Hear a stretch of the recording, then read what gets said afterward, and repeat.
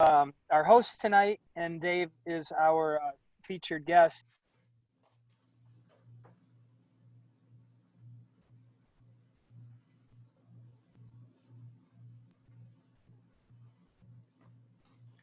Looks like you may be muted again. I don't know. Hold on, can you hear me okay? Yeah, now I can. Yeah, my screen got messed up with the space bar. I had to go back. I asked Tyson, and Tyson's our host, and Dave is our featured speaker tonight. I asked them both to provide bios, and I'd just like to go ahead and read that to give you a little bit about those backgrounds. So Tyson Gar is our Northern Region board member. He grew up in northwestern Utah, and he's been an outdoorsman throughout his entire life. He's traveled most of the states in the West with his father, and he's hunted and fished almost every game species in North America. Tyson considers himself a versatile outdoorsman that likes to hunt and fish whatever is in season. He most recently has focused on archery elk hunting, spring black bear, and bass fishing. He enjoys harvesting and appreciates the process of butchering and eating wild game. Tyson holds a pre-law degree from Weber State University and has worked with local governments where he lived. Focusing on recreation management throughout most of his professional life, he's gained an understanding of public lands, war, and the desire to help the cause. Thanks for agreeing to host us tonight, Tyson.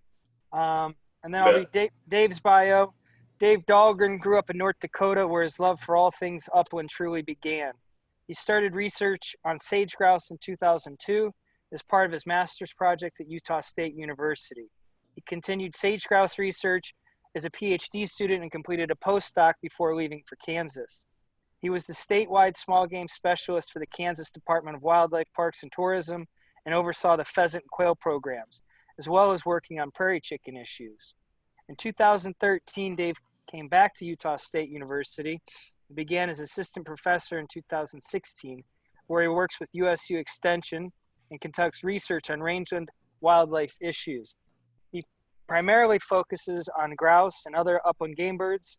Dave has several bird dogs and spends as much free time in the fall as possible chasing upland game and some waterfowl. So that gives you a little better background about our featured speakers tonight. I also want to introduce really quickly, we have Avery Cook online. He's a biologist with Division of Wildlife Resources, and he also focuses on upland and bird species. And so I'm glad to have him on, and he can provide some maybe background from the DWR's perspective throughout tonight's event. So I'll turn the time over to maybe Tyson, you first, and you can outline kind of the protocol for how it's going to run. And if you want to add anything more about yourself, Dave, you as well, please feel free to provide a little more bio. So thank you all again for being here, and look forward to seeing how this rolls along. Yeah, thanks, Josh, and we appreciate everyone joining tonight. I'm really excited about this. Haven't had the opportunity to participate in one of these yet, so I'm looking forward to it as well. Just a couple, I guess, housekeeping items. First thing, we are recording this meeting, to send out later or to keep track of so that others can hear it in the future. Also, just if you're new to Zoom or these types of calls, just, stay on mute if possible, and unmute when you're speaking, obviously, and then just so there's not a lot of background noise. If you do have a question or a comment, obviously use the chat bar. That helps a lot, and then I can search you out and grab you in your question or comment or whatever. As it stands right now, there's 35 people in the call, and like Josh had mentioned earlier, if you missed it, there were around 68 individuals that RSVP'd. So I imagine that there'll be some more. So, and I'll admit you as they pop up on my screen. It might be a second if I'm speaking or whatever. I'll try to hurry and plug those in. So as far as the outline and how we anticipate this going through, this is, as members, this is obviously your meeting, and we want it to be so. And we appreciate you joining. And what I'd like to see and what I envision is, you guys having questions for Dave. Obviously, if you have things that come to mind right now, jot them down. And then what I'll imagine doing is I'll open it up to Dave to give his initial comments, talk a little bit about his research and what he does, anything else he wants to add besides what, what was in his bio. Let him take the time that he wants, and then open it up to you as members to, ask whatever questions or comments and things that you have. As of right now, what we'll do is I'll let you type the questions in the chat, and then I'll voice your questions as they come up, and we'll go that way. We'll see how that works. If I can get to it fast enough, then I think that'll work pretty slick. Otherwise, if it remains at 33, I think that's a pretty manageable number, and we'll be able to, just unmute and ask your question as is. But we'll kind of work through that as we go. I think that would be the best approach. I guess one more item that may be confusing to people. I have terrible eyes, and so the way I've set this up is I have a docking station with my laptop and then multiple screens. So it may not look like I'm actually looking at you, but I am. So I'm looking at a bigger screen. So that being said, I guess, so kind of diving right in, one thing I wanted to comment on as we're getting started, I appreciate grouse. I won't consider myself an expert by any means, but I do appreciate them. And I was actually hunting turkeys this past weekend, and kept hearing them around me and things, and it was kind of fitting knowing that this was going to take place here in the future. And so I love to eat them. I don't consider myself an active hunter of grouse, but if it's in season and it's time, I'll definitely take one to to eat later. One of my, I guess, best memories of grouse was, and I've shared this with some of you before, I think we often hunt the Frank Church Wilderness, and there's been many times where we've ran out of food or been slim on food, and I remember a few years ago being there and having an opportunity to hunt various species, but ran out of food and only had ramen left, and I saw grouse, and so I took the grouse and made it into some grouse ramen. So that was one I guess memory that I had,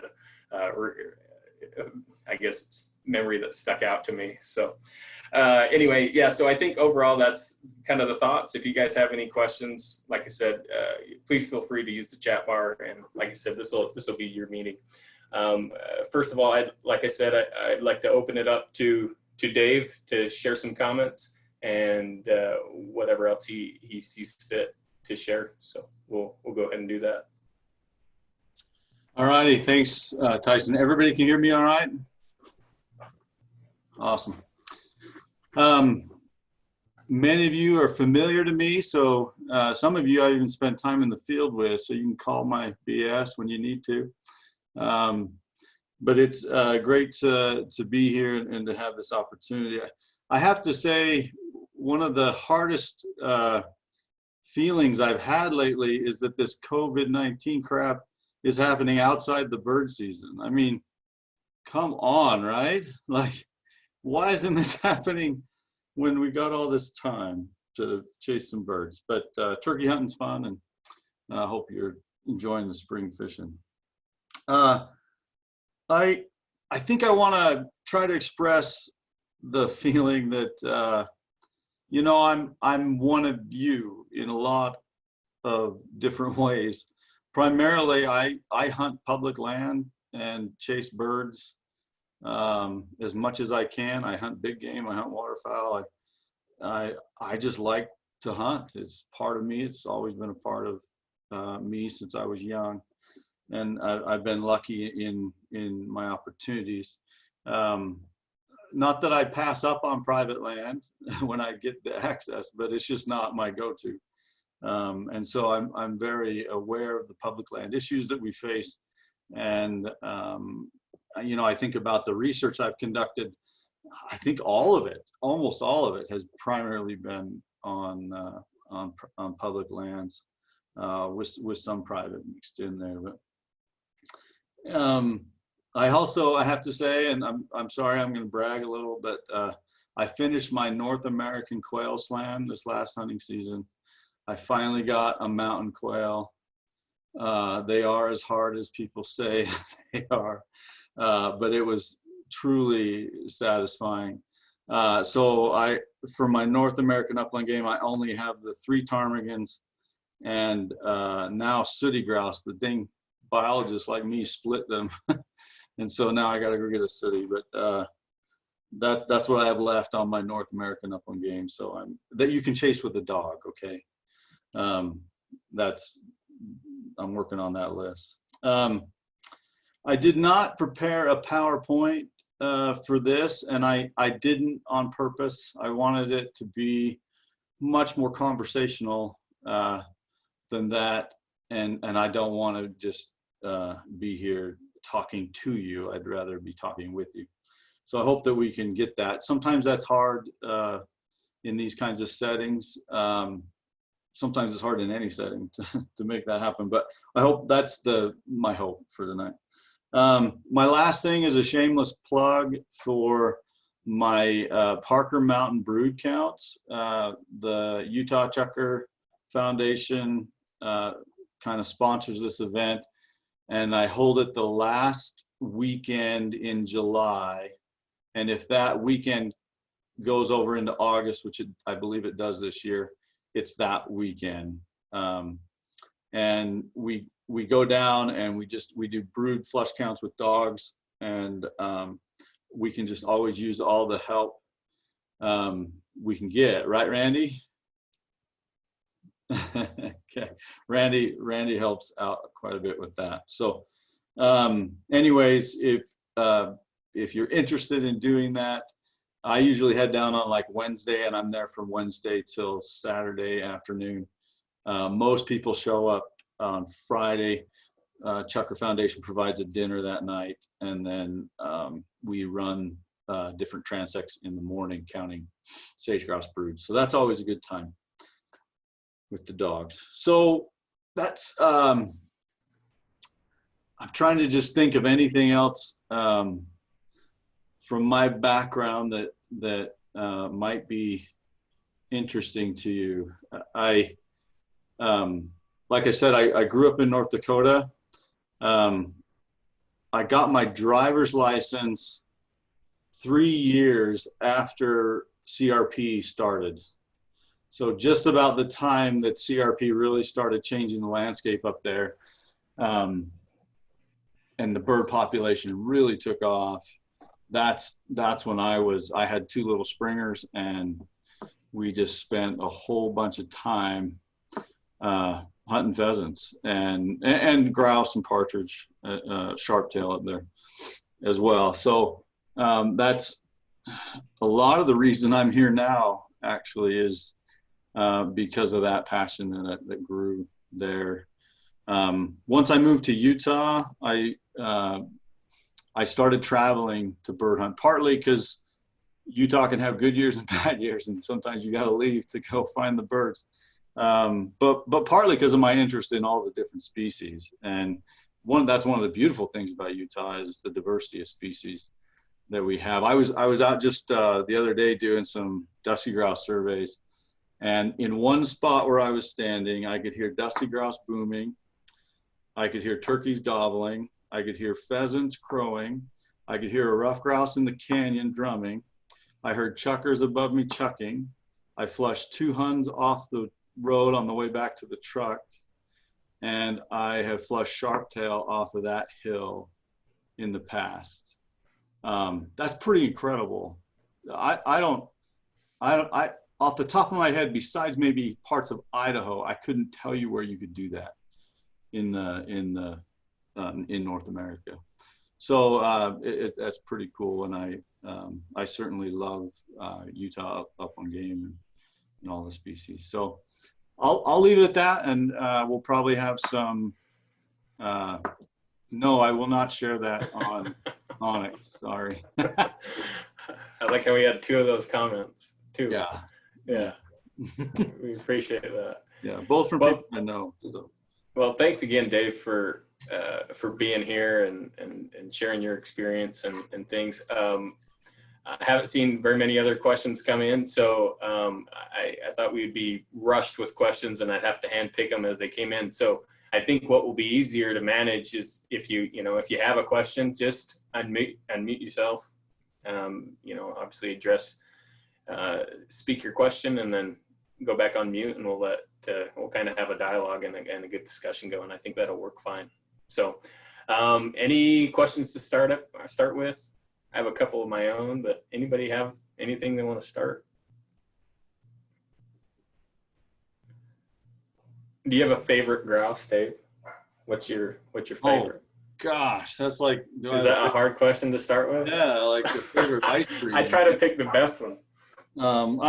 I think, no, I can't even say that. I was gonna say I have a favorite grouse to eat, but I can't even say that. So, because I love rough grouse, right? They're so sweet and white and tender, but I like the dark meated stuff too. You just got to cook it different. So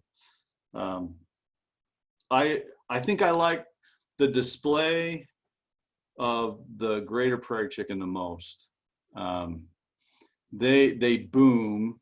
If you haven't experienced it or looked it up on YouTube or something like that. But when I was doing prairie chicken surveys in Kansas, often the prairie chickens would actually go out in the winter wheat fields in the spring. So this is wheat, grass that's only 2 inches high, and they would, it was a good spot for them to be seen and heard. And so they'd go out there. But some of those leks I heard from over 3 miles away doing surveys. And that, just how that sound carries through that prairie landscape, and the almost, what do you call it, the audioscape, or the soundscape that goes on out there. It's a pretty awesome feeling to be doing that, to be right next to those birds and experiencing that. I will tell a little anecdote there. So while I was working for the state of Kansas, some of you may not like this, so I'm sorry if this rubs you the wrong way, but while I was working for the state of Kansas, the governor's office called, and the governor was a big bird hunter, and he wanted a male and female of each species of upland game in Kansas mounted in his office up at the state capitol.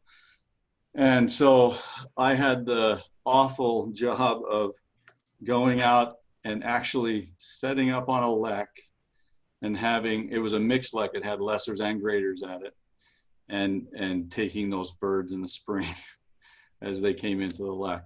That was some serious mixed feelings, people, for me to do that.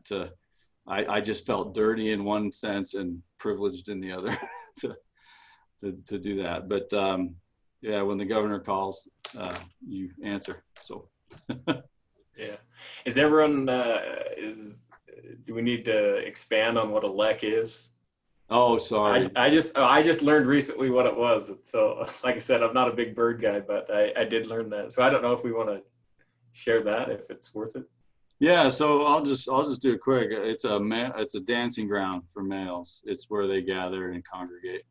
What's interesting about grouse is we often talk about grouse populations as lek-centric, in that the populations are associated with those leks, but in reality, it's the females. Leks occur in nesting habitat. If the females weren't there, the males wouldn't. I live at my house because my wife said that was okay for our family to live there. I don't live there because I, like in and of myself wanted to be there. So it's a very, the males are responding to the females and their nesting densities and nesting habitat.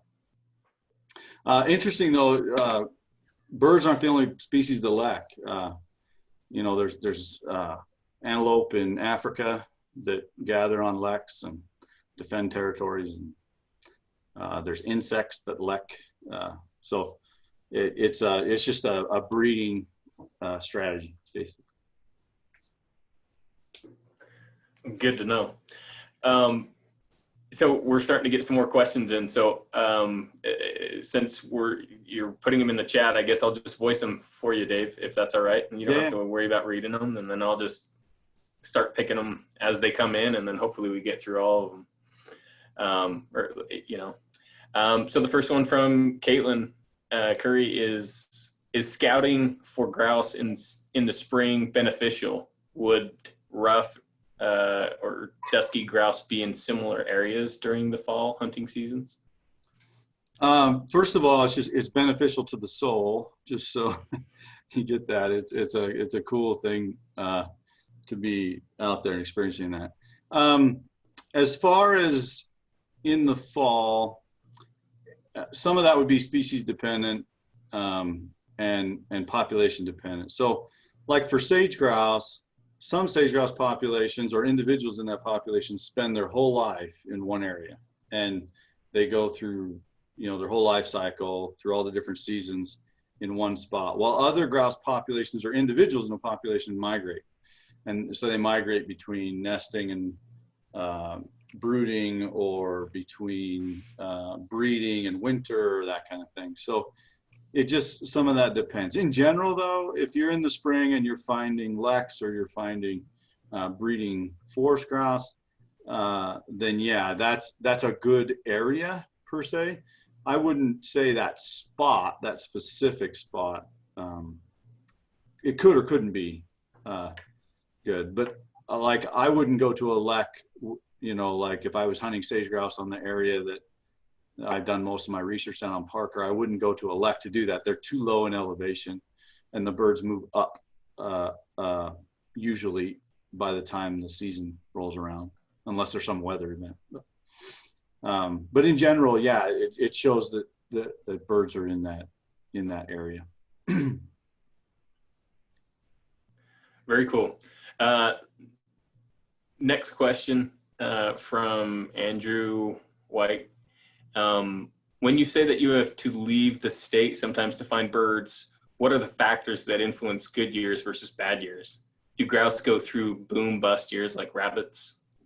Yeah, great question. It's right here. It's on my list of things to talk about. Population cycles. It's something all of us bird hunters deal with. And unfortunately, we remember the good years and we don't remember the rest. And so we expect every year to be like it was that one year. And that's just something I think we do culturally as bird hunters. And that's what when I was working for the state of Kansas, that's what I heard about. If it was a resident calling me about pheasants, it was always about the mid 1980s and how we're not like that anymore. We don't have those numbers of birds. And most residents were their reference point was so good. I mean, I'm talking like really good. They killed over 2 million birds for a couple of years there. Whereas non-residents who would get a hold of me were usually extremely happy because they couldn't believe the access and the populations that they had in Kansas compared to where they were coming from. And so there was a real disparate issue there. But getting back to the population cycle, yes, all game birds, including grouse, cycle. It depends on the kind of grouse because there's a continuum, but starting on the fast life cycle end. So this would be a low survival, high reproduction type of species, would be like your rough grouse, where, a rough grouse can have 12 to 15 eggs in a clutch. Individual survival is usually less than a year, that kind of thing. So rough grouse can cycle a lot faster because their population can turn over. Their generation time happens a lot quicker versus like a sage grouse that is long lived. Once a sage grouse reaches the end of their chick stage, their probability of survival is extremely high to make it to the next year. In fact, some hens delay nesting until the following year due to conditions, just because their chances of survival are so good that they're going to do that. And when they go into brood mode or nest mode, their chances of survival go down quite a bit. So that sage grouse generation time is a lot longer. Usually it's over 3 years for a generation to go through the population. So you don't see the year-to-year boom and bust in sage grouse that you might in rough grouse, or, the typical example in upland game is like quail or partridge. They're on the same level where you can have an extremely high year one year, extremely low, and then bounce right back up to high, because of how quickly those populations can respond to the conditions that are going on. But overall, yes, all populations cycle, species cycle at different rates.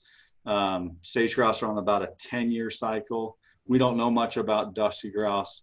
Rough grouse, at least in the Midwest, are on that 10-year cycle that is infamous and unexplained still. So we have to deal with that, and sometimes we just have to weather the low years. And again, that's being a traveling bird hunter really helps that situation out. Being able to hit it where it's good. And for some of those faster cycling species, this time of year and the precip and temperature regimes that are going on are just critical to how populations change through time. I have a little thing for my kids that I say, you know, April, what is it? April showers bring May flowers. May flowers bring June bugs, and June bugs bring September checkers. So that's a very basic principle, but that works in a lot of ways. And insects are critical, by the way, to chick survival and growth. So we can get into more of that if we need to. Sure. I had one follow-up question. When you said, I think it was sage grouse, they're long-lived. What does that mean? Yeah. So on average, first of all, on average, their lifespan is longer, just sure, on average compared to other species. But we have records like of marked grouse that are 8 to 12 years old, marked sage grouse. A 12-year-old pheasant would be like unheard of. A 12-year-old rough grouse like would never happen. So that's, but the sage grouse are on for North America anyways, they're on that continuum of the longest lived. The only grouse or upland game I know of that maybe a little longer lived would be capercaillie in Europe and Asia. Very cool.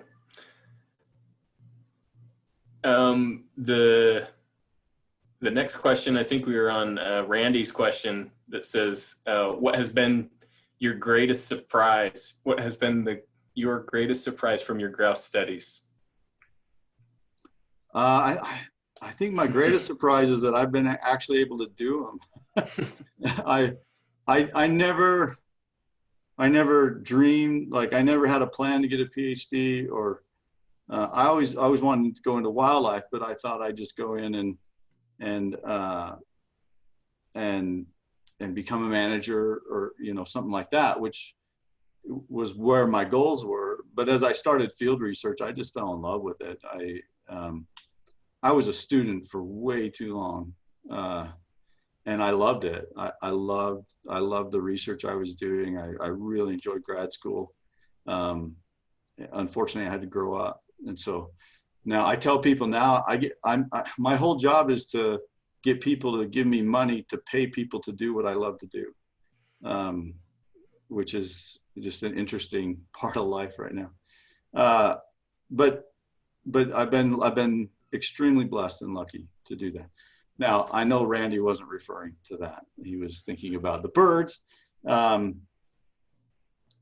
So there's two that really jump out to me when you ask me that.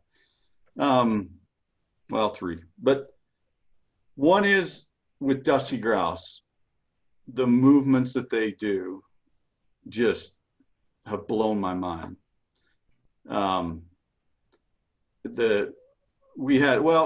I share my screen? Yeah, you should.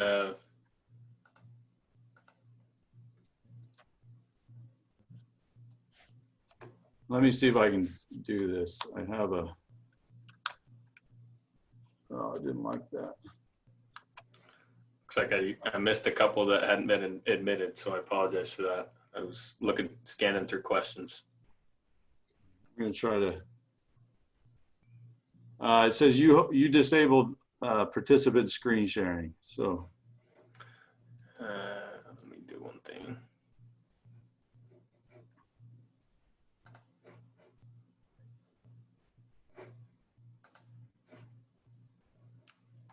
we've got a lot more people in the call now, so I had to. I got you. Well, I'll tell you about it while we're getting it going.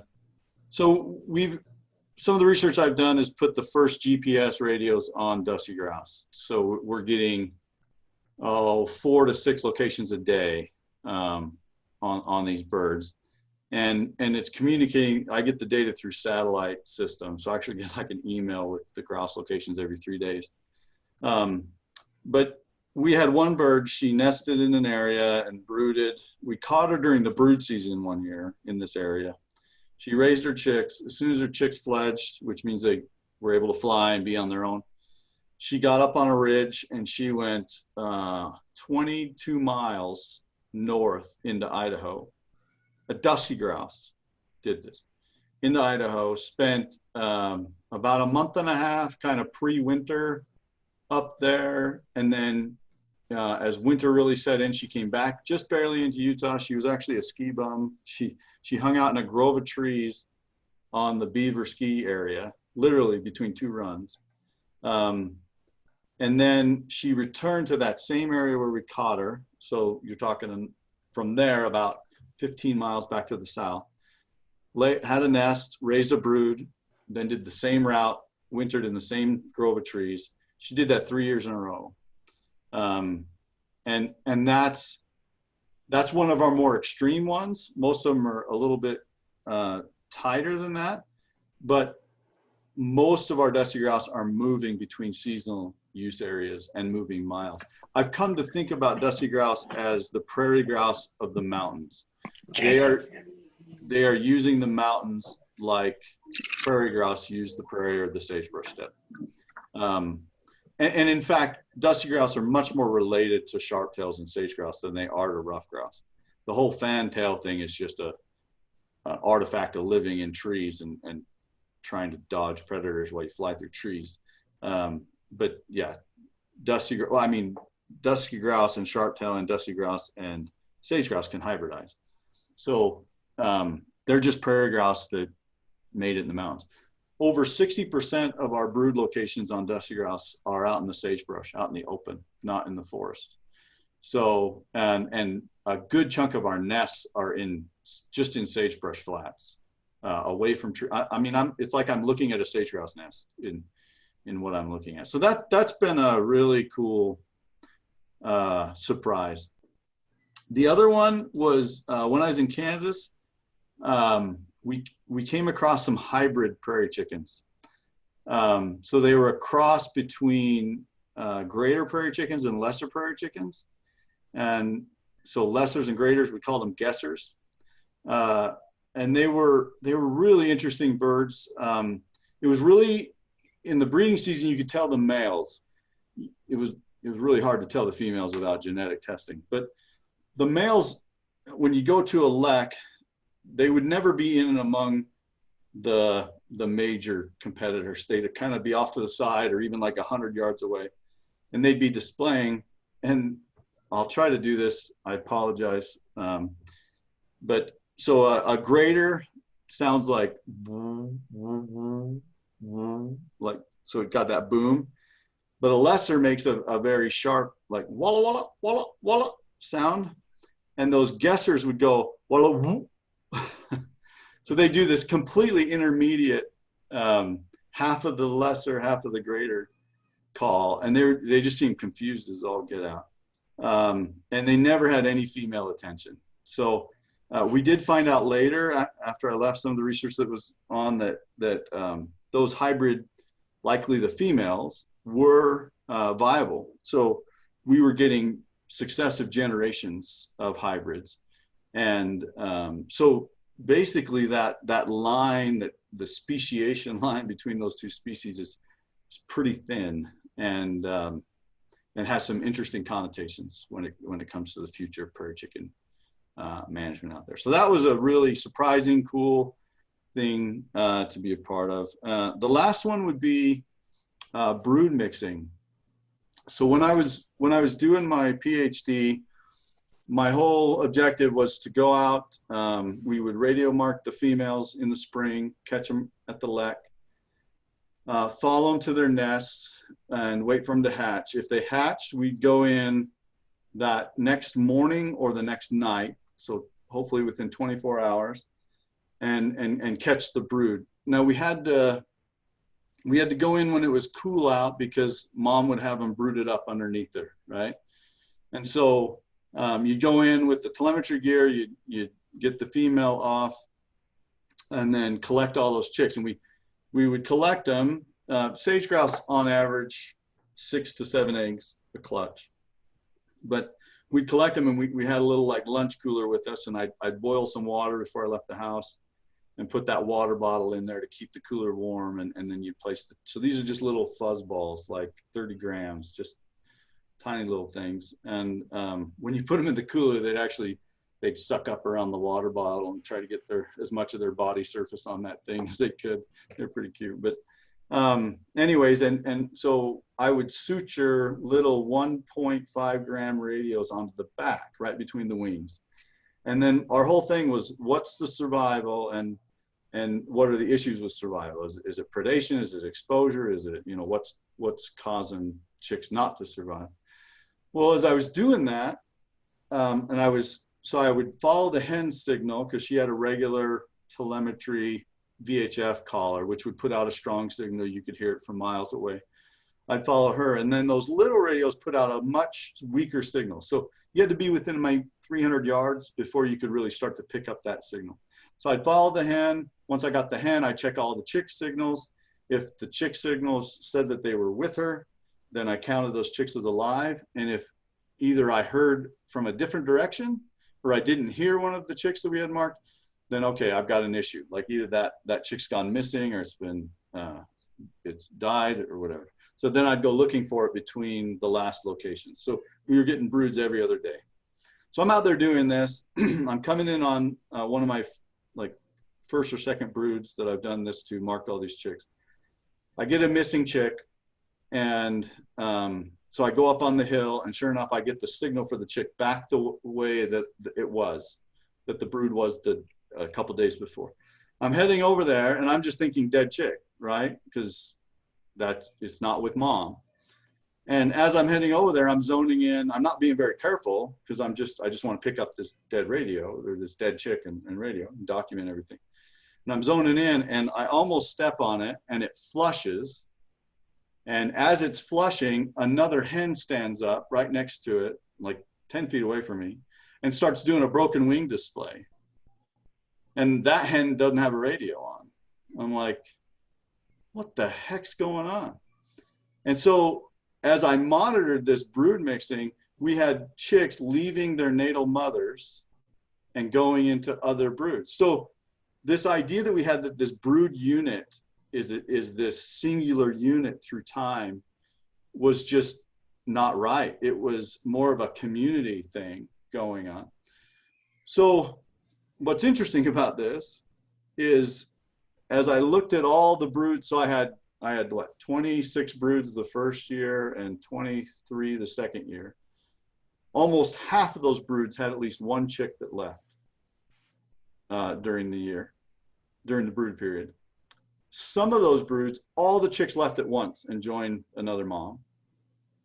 And the hen acted as if she lost her chicks and just joined adult groups. The chicks that moved into other broods actually ended up with higher survival than the chicks that stayed. So there was a survival advantage to leaving. And good then, life lesson. right? Sometimes mom ain't doing it. So this is interesting. When we looked at mom, I didn't have any information on the other hens that the chicks were going to. So the adoptive mother, I didn't know how related they were. I didn't know their age. I didn't know anything.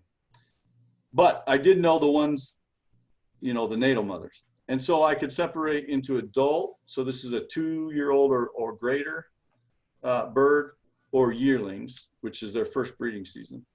And when I did that, I found that if you were a yearling hen, you had a 2/3 chance, so 66% chance of losing chicks out of your brood. If you were an adult, you had only a 22% chance of losing chicks. So there seemed to be some experience factor going on in the motherhood, that those mothers, those experienced mothers, were doing a good job. What's interesting is some things finally made sense. When we do like brood period trapping, there was times in the past before this research where I'd come across a hen and she'd have like 18 chicks with her in July, of all different sizes of chicks. And just like, what is going on here? Well, she's one of those hens that I don't know if she's stealing chicks or if chicks are attracted to her or both, but those chicks are going to her and she's raising them. Now, some of the advantages may be this. If you're a mom and you've got your 6 chicks or 7 chicks out of your clutch, and let's say you had 3 chicks to your 7, so now you've got 10 chicks total. Well, you've just reduced the predation pressure on your own young by spreading it out into more chicks. That makes sense. So if you have 5 chicks in a predation event, each chick has a 20% chance, right, of death. If you got 10, each chick has a 10% chance of death. So adding more chicks could increase survival of your own young, or at least the probability. So that's one possible advantage to that. It may be the chick's advantage, though, in choosing a better mom and saying, hey, this mom, I want to go with her because she just seems better at what's going on out here. Yeah, I know some of us like to do that at certain times in our lives, but it's just an interesting phenomenon that happened and was completely surprising. I mean, just totally took me off guard, but ended up being some of the cooler research I've been able to do and document, especially that survival. One more thing quick. I had a few brood hens that died, were predated upon while they had their chicks with them. In every case that I had radiomarked chicks with a hen that died, within 48 hours, they were assimilated into other broods and taken care of. So that if mom dies, okay, that brood's gone. No, the population just sucks them up and keeps them going. So that was really cool to find out. Yeah, good questions. Also, feel free if you guys have follow-up questions. I think where we're at now, feel free to unmute yourself and ask those questions, because I think some of these follow-ups are good.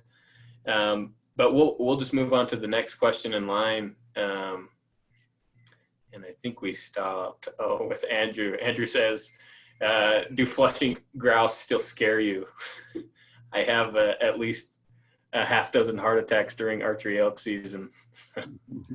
Very good. Yeah, I mean, I still get that.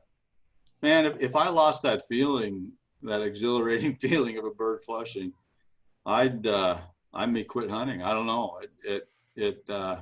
There's just something about that gets. I will say this though, I have noticed the more field research I do, by the time it gets to the fall, I'm so used to birds flushing that I'm not as jolted or taken off guard, and I'm a better shot when I'm not like that. So I actually think it has helped me a little bit. I need a lot of help, so but that's helped me quite a bit. I'd say we run into a lot of grouse when we're bear hunting, and I don't know, there's something about being in bear country when one of those flushes next to you. Yep. Scares you a little bit more. Yeah. Katie's question is, what makes for good dusky grouse habitat? So dusky grouse are interesting. I honestly don't know if I can answer that question fully, because we're still trying to figure that out. I can tell you where our birds have gone, and I can tell you where I found them in the fall for myself. But what's hard is, because of the movements of dusky grouse and because of the variety of habitats that they can exist in, it's really hard to say it's like that's a good bluegrass area up there. Now go find them. Not that's a great bluegrass spot. Like, you know, I'll have times when I have bluegrass on, you know, I'll be out deer hunting, right? And they're on this ridge, and you can't take a step without flushing one. And it's, you know, you can't find them in the bird season, but when you're deer hunting, they're all over.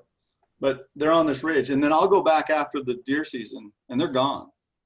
And it's not like a few of them are gone. No, they're gone. They're just out of there. So it's not that area wasn't good habitat. It was just that, again, dusty grouse are prairie grouse of the mountains. They move a whole lot.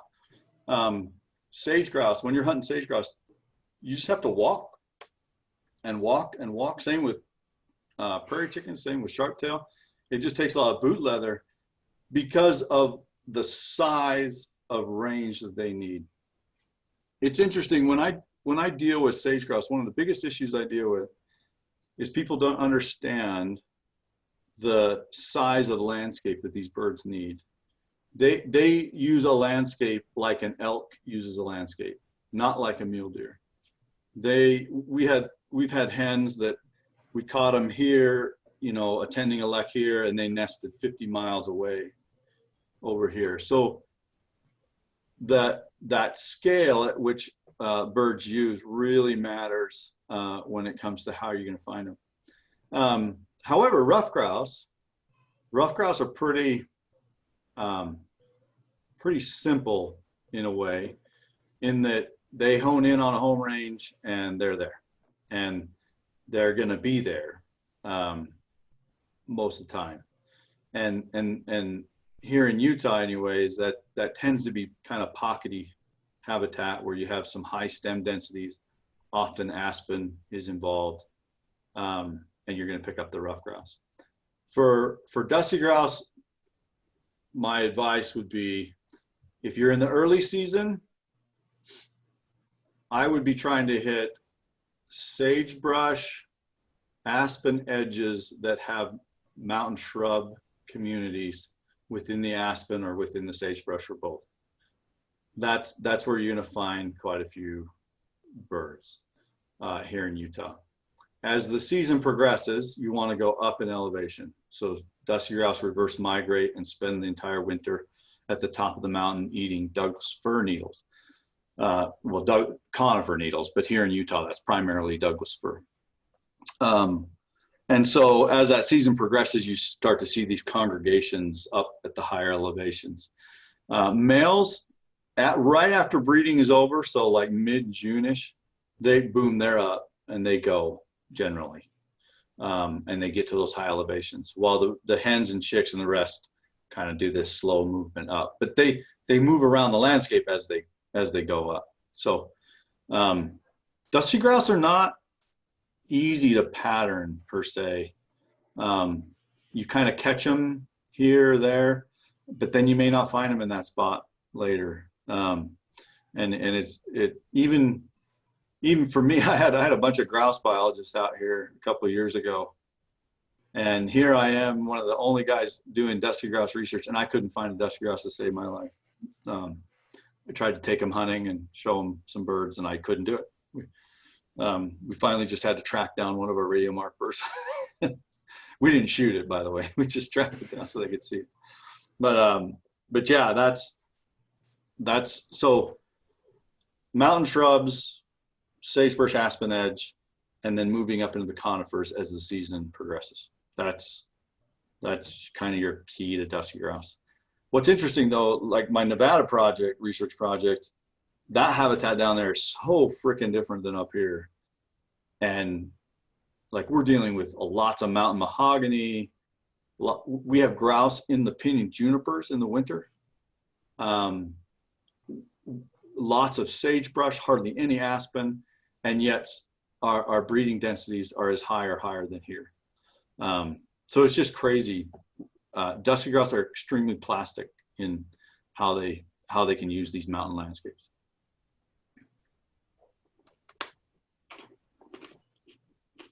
Very good. I feel like I should give you a second to breathe. You're fine. I'm trying to. Okay. Any other comments from anyone else? One thing I did want to share is I think it was just was set to stop at 8:15, but it took us a second to get started, so I think we're okay extending to 8:30. So as long as you're okay, Dave, with that. You're doing a lot of the talking. You probably get parched. No, I'm fine. Okay. I can talk about grouse ad nauseum. So if you start feeling sick, just let me know. Okay, so I'll just keep going through these questions. I think for the most part, they've been pretty good. And I don't know if this one was just answered with what you said, but if you see something, then maybe you can answer to it. But it's from T. Peterson. He says, with your studies, can you determine a good, bad year with dusky ruffed grouse numbers, and why? So we're just starting to get there. The problem right now with western forest grouse, which would include duskies, sooties, ruffed grouse, and spruce grouse, to my knowledge, almost none of the state agencies monitor populations, spring breeding populations. The only monitoring that happens population level wise with those western forest grouse is the harvest surveys, which can be biased by hunter effort and hunter success. So there's no real population monitoring going on as far as ups and downs go right now. The one state that does it is Oregon, and they have a sooty grouse breeding survey that they conduct throughout that coastal range there. But that was only implemented 2 or 3 years ago. So they're just getting going on that. We've developed a breeding survey for as part of our research. We developed that up here in the mountains above Logan, and came up with it has to be a walking survey. You know, back east for ruffed grouse surveys, they just have driving surveys where they stop every mile and listen for drumming. But where do you drive in Utah on Forest Service lands in April? It just doesn't work. And so we came up with a walking survey where the points that we stop and listen are at least 600 meters apart. That's what we found could give us a unique listening area. And so we've been able to develop that. I'm using it in Nevada. So we're starting to see this up and down, but we're only, 2 or 3 years into this. So it's going to take some time. I can tell you, as far as what makes for a good year or a bad year, it seems to me, and this is somewhat anecdotal, so I don't have like super strong data yet, but if you get late spring snowstorms, dusky grouse nest a little bit earlier than ruffed grouse do.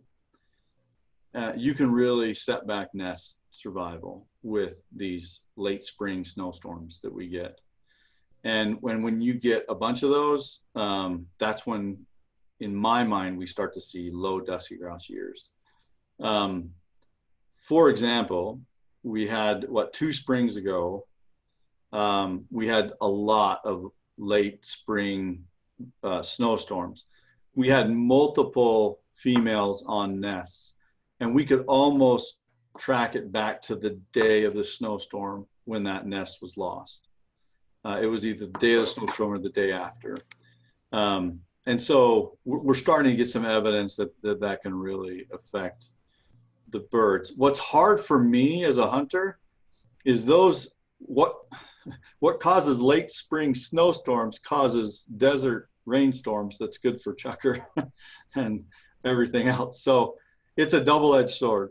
Luckily though, because ruffed grouse seem to nest a little bit later, and in my mind, they're a little more plastic in their nesting, in that, a likelihood that a ruffed grouse is going to re-nest is a lot higher than the dusky grouse. And if they do, they're going to have a lot more eggs. And so in the years that the dusky grouse go down, often the ruffed grouse can maintain themselves or even increase. And so that's a little bit of a trade-off. And if you watch those things, you know where to put your time, as far as success goes when you're trying to chase those. So those are some of my thoughts on forest grouse. what makes for good forest grouse years or not. So this question from Harrison, I think the first part of it you just answered, but maybe the second part says, I guess it's more specific to this last year. He says, what did the rainy 2019 spring do for bird numbers? And what do you predict for this year given the dry spring? Yeah. Like I was just saying, it kind of depends on species you're going to talk about, right? My idea is that when you live in a desert, water is good most of the time. The only time that I could see water hurting you would be if it's cold and wet, either a bunch of days during the nesting period or a bunch of days in a row during the brooding period. That's when cold, wet could hurt you. But outside of those little windows, water's good. It's gonna help. As far as my predictions for this year, I mean, I'm a bird hunter, so I'm optimistic, right? Like, I'm a gambler. I'm gonna go no matter what. But I think as far as forest grouse goes, I think we have a decent chance at a good dusky grouse hatch. We've only had one this last storm that came through that was like a high elevation snowstorm. If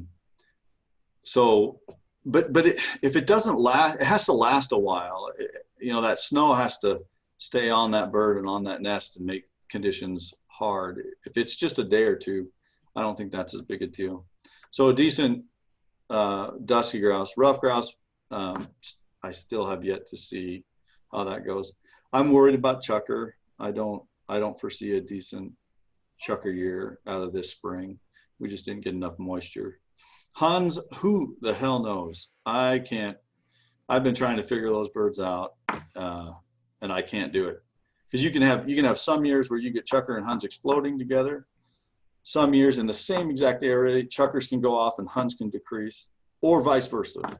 And I have no idea what's going on there. So I hope to be able to do some research on that at some point. It's just finding the right funding partner for it. I had a question come to mind. Recently I listened to a podcast that talked about turkeys and talked about different predators and things that the turkeys were facing. And one that surprised me was the horned owl.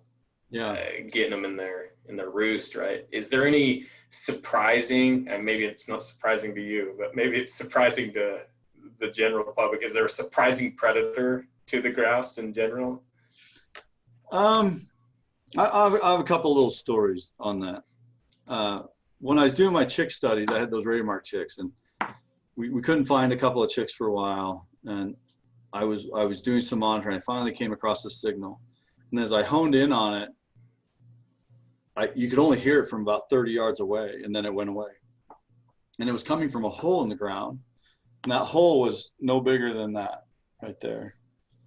And I was like, what the crap? But it was for sure that frequency.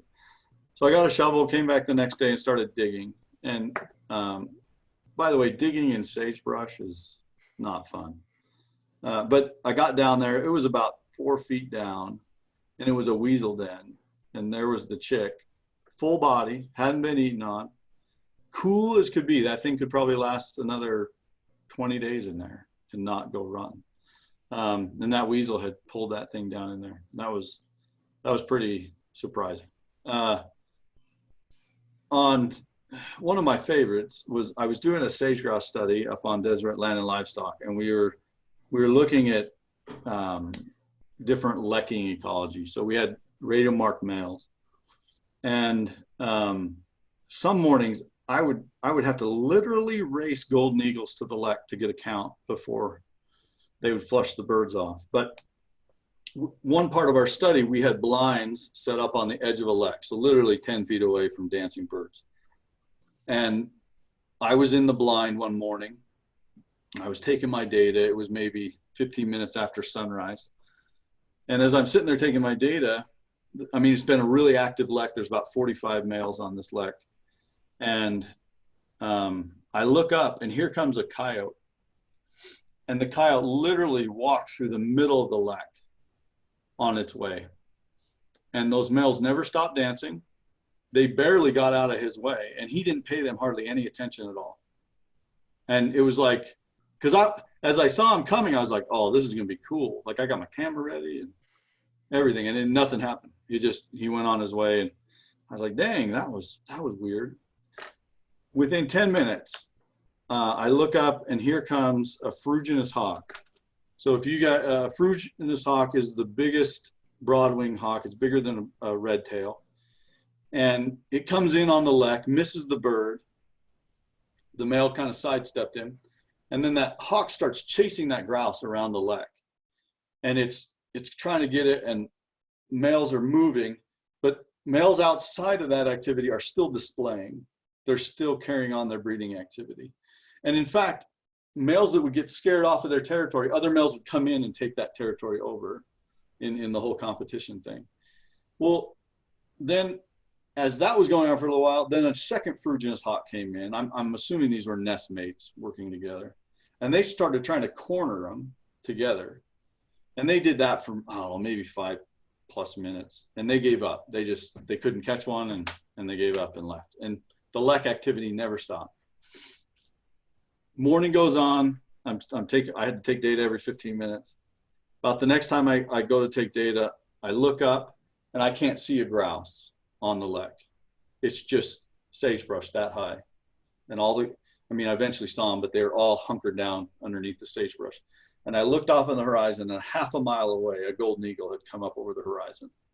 And they flushed, they left the lek and never came back the rest of the day. So it was like, here's death and it's coming and we're gone. But everything else, whatever. So I've come to respect golden eagles quite a bit. I'll say it this way. Golden eagles are the #1 predator on adult grouse, sage grouse. But sage grouse are not the #1 prey item for golden eagles, if that makes sense. But there could be some prey switching going on where you have low rabbit years would increase the predation on the grouse versus high rabbit years, which would decrease that predation pressure on the grouse. So those are some predator. Yeah, that's cool. It's very cool. Do you see, you maybe aren't studying them directly, but are we increasing in our golden eagle numbers? Do you see that going up? Golden eagles are actually going down a little bit. They're relatively stable. So I don't necessarily see golden eagles as a major problem. There may be specific areas, but that is not true for ravens. Ravens are they're incredibly overpopulated, and they're an incredible ground nest predator. And chicks. I've seen them go into early broods and carry off chicks of sage grouse. So I don't like ravens. Well, I won't hijack your meeting. I have some more questions, but we'll get back to the chat here on the side. Katie says, can you explain the separation of blue grouse into sooty and dusky? Is blue grouse now a totally moot term, or is now more broadly used to describe both species? So scientifically, I only use the term bluegrass to describe both species if I'm talking about both sooties and duskies. In my personal vernacular, I use bluegrass all the time. I go blue hunting. That's just not gonna, I cannot switch to dusky without a conscious effort. And that's just the way it's gonna be. I just have to be careful at scientific conferences that I don't, that I try to be correct. As far as the reasons for the speciation, this gets a little bit into philosophy of science and genetics and stuff, but some of it depends on if you're a lumper or a splitter, right? And I'm more of a lumper. I think similar things. In fact, I question speciation of lessers and graders, even though they have totally different calls and different morphology. If they can breed and produce, hybrids that are viable, are they really different species? But at any rate, if you're a lumper or a splitter, the reason the splitters did this is the call is a little bit different. The male mating call. The male tail has a very different definition in the band of the tail for sooties. And then the air sacs, sooties have yellow air sacs and duskies have the redder air sacs. And then there is the evidence for the coastal versus the interior, there's genetic evidence for that in that study. So that's the reasons that they split them. I wouldn't have split them. I'll just say that.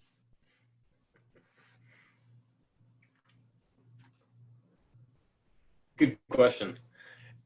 Randy is disappointed that you said no chucker this year. I'm with you, Randy. No. Andrew's comment or question is, what's the furthest you've ever hiked to shoot a game bird? Oh, hell.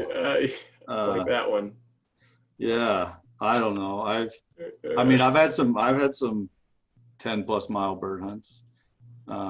There's a couple people on here who were with me on those bird hunts. So yeah, I haven't done the whitetail ptarmigan in the Uintas yet. I've gone after him, but I haven't been successful, but not the big hike in to some of those more population dense areas. I have not done that yet. So. Yeah, that's a jaunt. I've been up in the Uintas about 7 miles in and hunting elk, and had a herd of elk scared by some guys with shotguns next to me. Isn't that fun? That's some good dedication.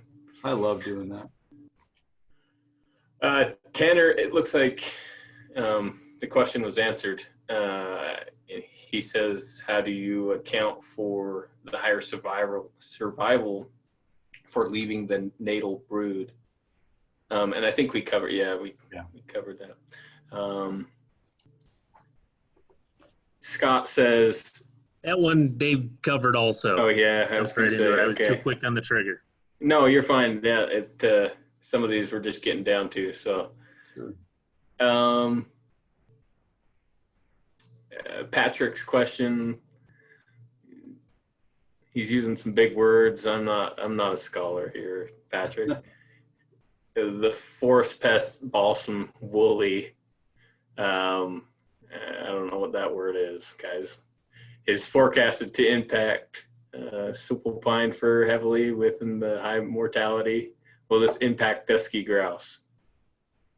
There's definitely potential. It's the same, the beetle kill stuff that we're seeing across the West. Right now, I would not say, my sense is, again, I don't have like great data on this, but my sense is we're not winter limited for dusty grouse. In fact, we have an aspen problem with conifer encroachment, not a loss of conifer right now. I think that's a bigger concern for me, for both roughs and blues or duskies, is having more younger aspen on the landscape is what's needed. And a lot of that has turned to conifer. But part of my research in Nevada is limber pine issues with beetle. And we're trying to look at our dusty grouse using those limber pines during the winter, because they're losing quite a bit to the beetle kill. So I think there's cause for concern conceptually, but as far as like immediate concern, no, I don't have any immediate concern for it.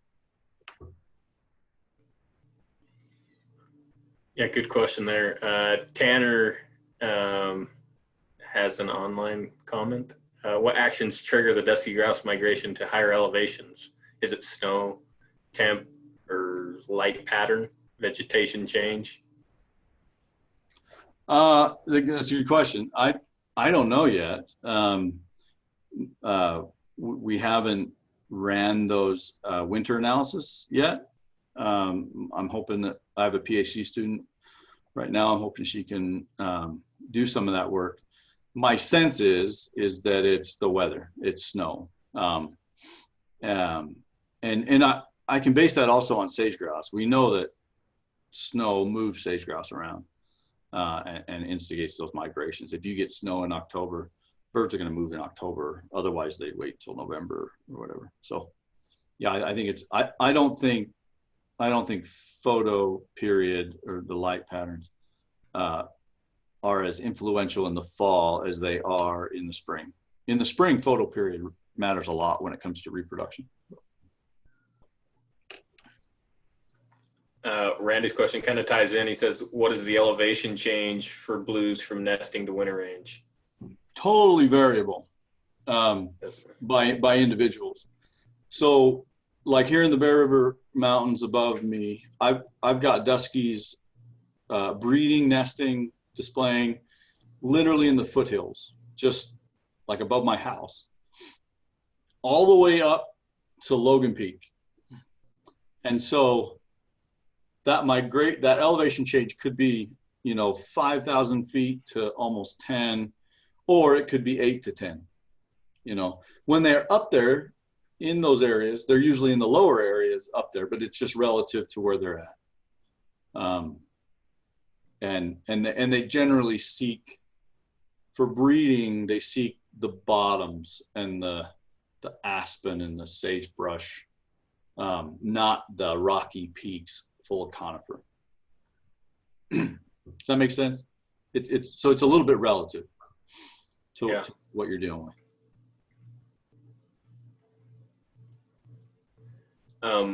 Katie has another question. She says, thanks. That was nice of you, Katie.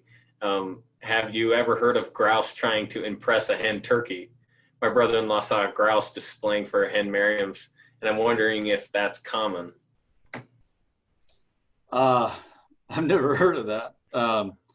All I can say is they're horny males. They'll go with whatever.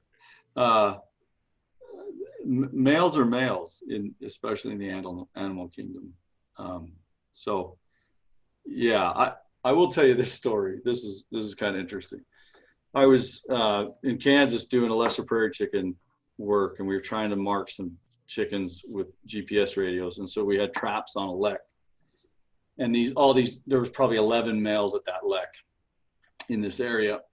And as we're sitting there watching this morning, this rooster pheasant comes out of the sagebrush, the sand sagebrush there, and walks up to the lek. And you can see his body language is, I just found the mother load of hen pheasants right here. Like, he was all sorts of giddy. He started doing his tail display where they turn it to the side, and he got all puffed up and started doing his stuff. And I was like, man, because he kept getting closer. I'm like, this is going to be super interesting when he gets on that prairie chicken's little territory he's been defending for a month and a half, this 3x3 foot space. And sure enough, that rooster crossed whatever line that was.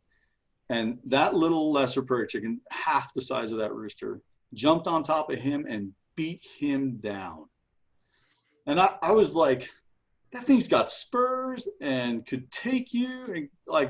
And the pheasant was so taken off guard, it just like backed up, and you just see it was confused, like, man, that's a rough chick, is what he was thinking.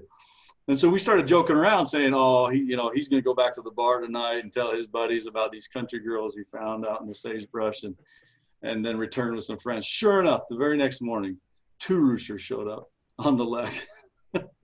It was pretty funny, but yeah, you get that inner specific, what we call that, behaviors at times.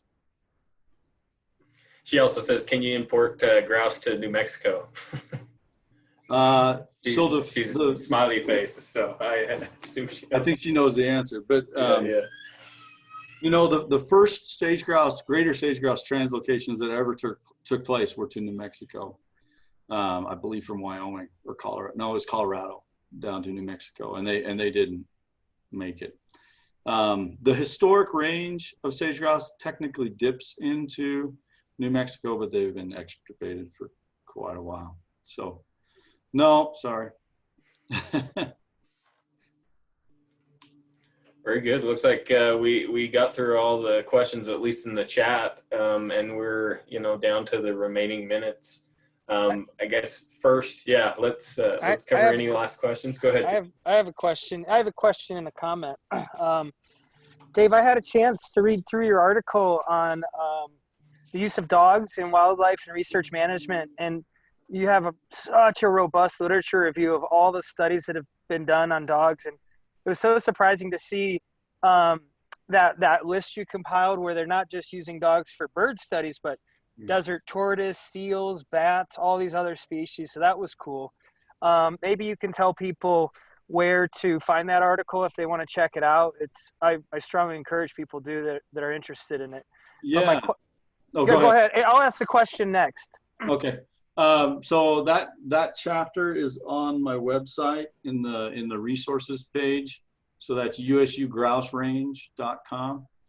And you can find it there. It was published by the Wildlife Society in their wildlife techniques manual. And I'm not generally, I don't love writing, but that was one I was happy to put together. That was a fun thing to do.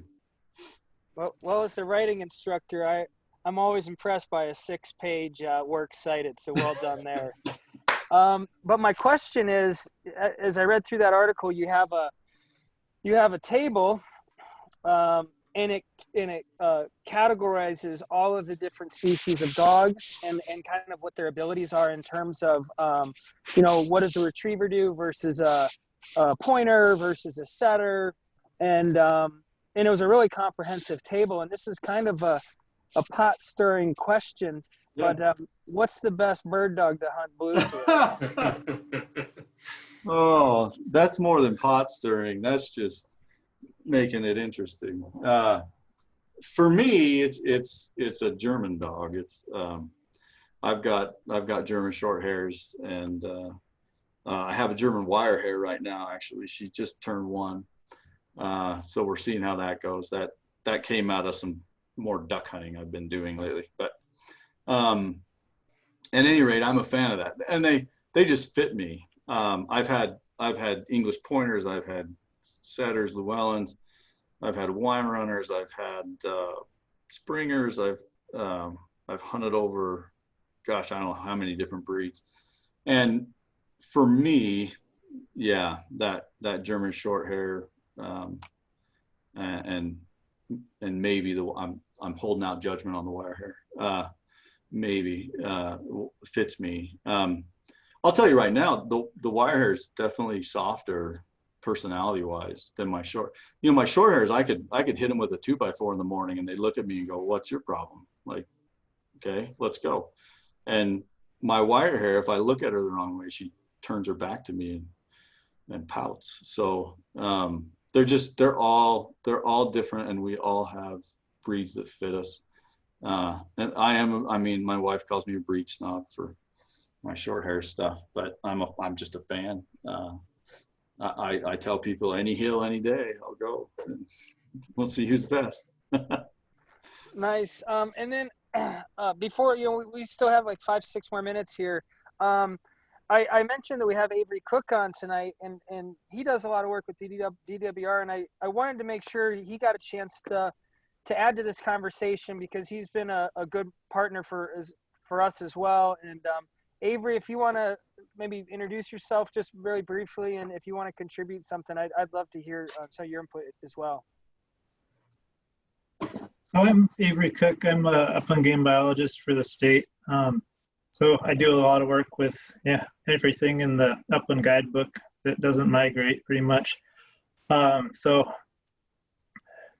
I didn't really have anything prepared, and Dave did an excellent job of kind of answering all the questions coming down the pike.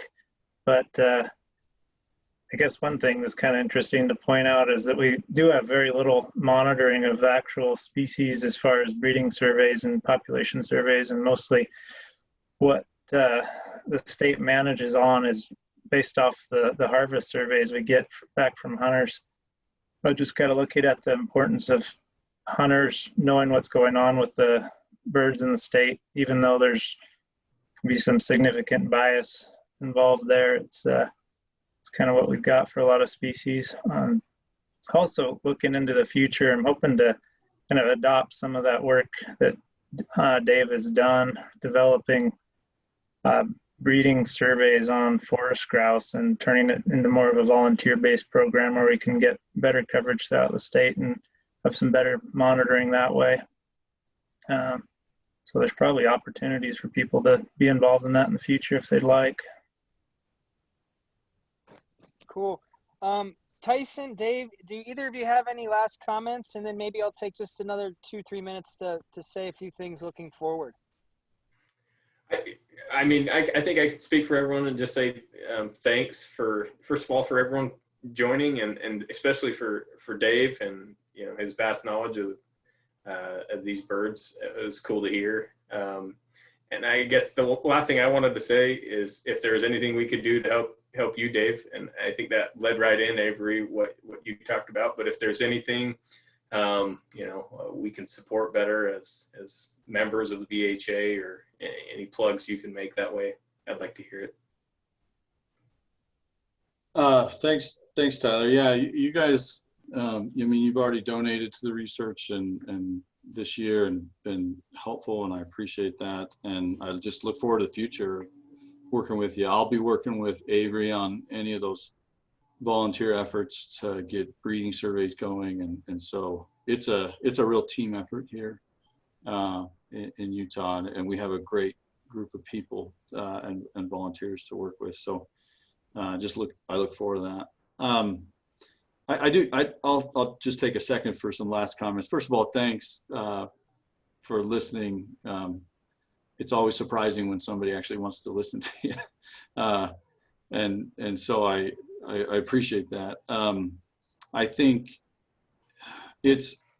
I'm glad to feel the interest in grouse, because often I feel like in the bigger picture, grouse can be forgotten, and they're incredible species, both inherently of what they are and as upland game for us, and I've grown to really appreciate them over the years. I'll end on this because I think this is really interesting. When I left for Kansas, I was a staunch grouse biologist, and I did not like pheasants. I felt like pheasants had taken away some of the conservation energy from the grouse, and certainly we know of nest parasitism where pheasants start to affect grouse populations and that kind of thing. And so I kind of gotten a bad rap about it in my own mind, my bad bias. And here I was hired to oversee the pheasant program of the number 2 or 3 harvest pheasant state in the United States. And so I had to put that bias to the side a little bit while I did my job. But what I quickly realized is that pheasants have captured the hearts of the American sportsman. And without pheasants, we would not have nearly the amount of conservation effort being poured into upland game in this country. And even in Kansas, we generated about $11 million a year in revenue just from pheasants. And guess where we spent a ton of that money? A large chunk of that money was spent on prairie chicken conservation. And so I believe upland birds in North America have a debt to the ringneck pheasant. And if I had to do it over again, I don't know, right? But it was what it was, and it garnered an incredible host of sportsmen. I think many of us here could tie ourselves back to pheasants at some level. And so when I see that kind of craze, I try to put it in perspective, and the good that comes, some of the funding that comes from that for grouse and grouse conservation. So I'll leave you with that thought. It was an interesting transition for me. That's really great. Thank you for that that history of pheasants. I had no idea. And thank you so much for your time. I just want to let the folks still on. I think Dave, it really speaks to the research you've done. It speaks to your knowledge that I don't think we've lost a single person this entire call. Like you've kept a very lively audience. So thank you for your time. Thank you for your research. Those of you who know, we were able to put on a public grouse film festival back in March. It was literally a week before we got shut down for COVID. And after we covered our cost, we turned around and put the money towards that event. We gave it to Dave for his research. We want to continue to support your research and as a Utah chapter. And so it's something that when we voted as a board to take that money and roll it into you, we hope to be able to continue to do those kind of events and really grow the relationship between your research, the DWR, and upland hunting specifically. So thank you to those who came out to that event and supported it, because you are directly contributing to Dave's research in this migration study he has going on. Before we leave, I do want to say two other quick things. We have Katie D online. It's always great to see you. Do you want to give a 30-second plug for Rendezvous next week? Sure. So Digital Rendezvous is happening June 1st through the 6th. Since we're not able to meet in person, there's a crazy cool lineup of seminars and workshops. Conservation Saturday, next Saturday, is going to be a big one. If you guys can't make the rest of the events, definitely try to make that. We're, coming out with, Remy Warren, Hillary Hutchison, just a bunch of big names that you would normally be able to shake their hand at our in-person event, but it's all going to be online. So it should be just an awesome educational event. And, we're going to do our best to bring that BHA vibe to you guys online. And hopefully then next year, look forward to Missoula in 2021. But yeah, we hope you guys will join us, and you can just get on the website and you can, just kind of go piecemeal and pay for the things you can attend, or you can get the full weekend ticket, and there's some pretty cool perks for that.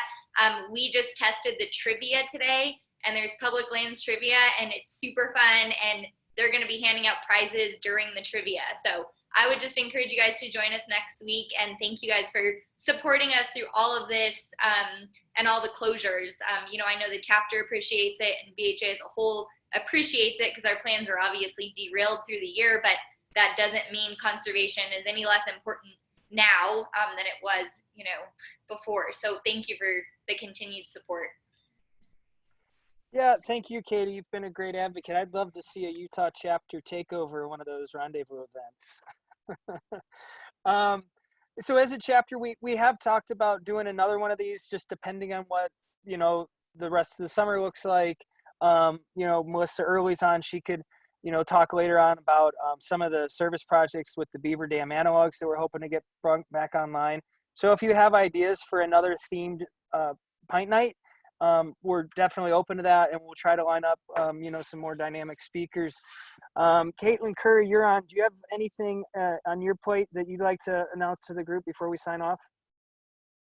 No, just if you do have feedback, you can email us at utah@backcountryhunters.org. Anybody else have a last thought or comment you want to add before we end this call?